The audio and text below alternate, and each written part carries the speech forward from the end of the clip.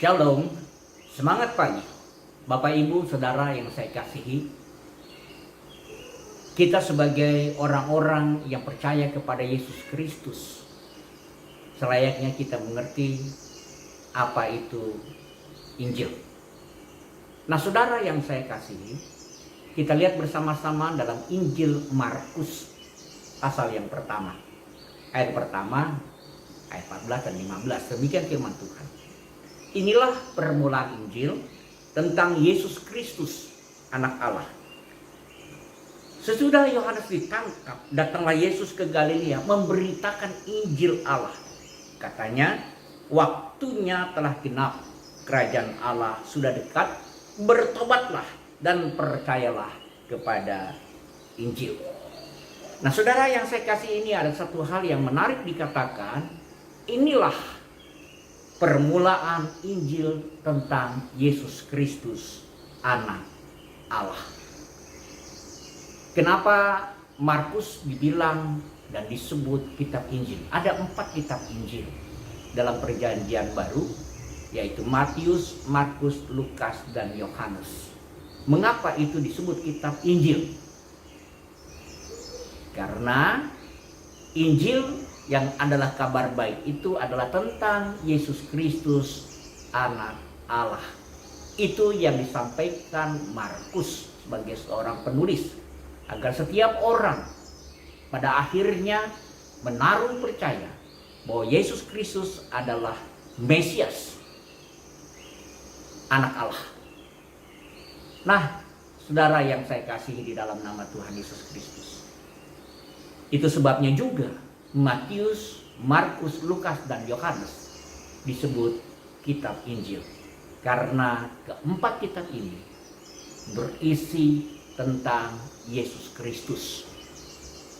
Dan setiap orang yang membaca bagian-bagian kitab firman Tuhan tersebut pada akhirnya mengenal Yesus Kristus sebagai Tuhan dan Juru Selamat secara pribadi. Tidak hanya sekedar mengakui, tetapi sungguh-sungguh mengimani di dalam Dia ada keselamatan, karena Dialah yang menyelamatkan orang berdosa. Saudaraku yang terkasih di dalam nama Tuhan Yesus Kristus, kita tahu bersama-sama Yesus membawa kabar baik bagi dunia. Ketika Ia datang ke dalam dunia, Ia sungguh-sungguh adalah berita baik. Kenapa saya katakan berita baik? Ingatkah kita di dalam Injil Yohanes pasal yang pertama, ayat ke-1 sampai yang ke-3 dan ayat yang ke-14? Bukankah kita tahu bersama-sama Dialah firman yang menjadikan segala sesuatu, dan firman itu telah menjadi daging, yaitu menjadi manusia, sama seperti saudara dan saya. Ini pertanda yang sangat luar biasa bagi kita. Ia adalah gambar Allah yang nyata di dalam kehidupan kita, supaya saudara dan saya yang sudah kehilangan gambar Allah itu memiliki pola patron kembali di dalam Yesus Kristus. Dengan kata lain, dengan hadirnya Yesus di muka bumi ini, sesungguhnya ketika saudara ingin mengenal siapa dan menjadi manusia yang seutuhnya, lihatlah, teladanilah, ikutilah Yesus Kristus.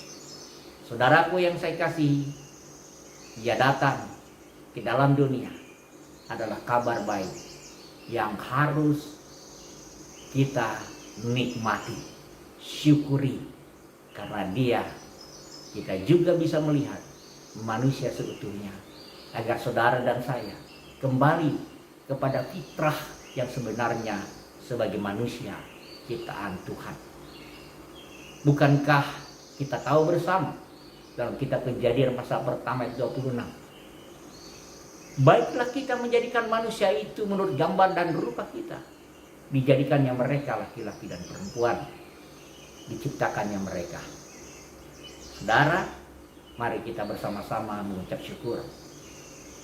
Kristus Yesus adalah Injil yang sudah menjadi manusia. Dia datang sebagai manusia supaya kita yang sudah kehilangan gambar Allah dalam hidup kita kembali memiliki patron yang benar, pas, dan cocok sesuai bagian dan rencana Allah dalam hidup kita. Lihat dia, teladani dia, ikuti dia. Jadi manusia seutuhnya. Semangat pagi, semangat beraktivitas. Tuhan Yesus memberkati.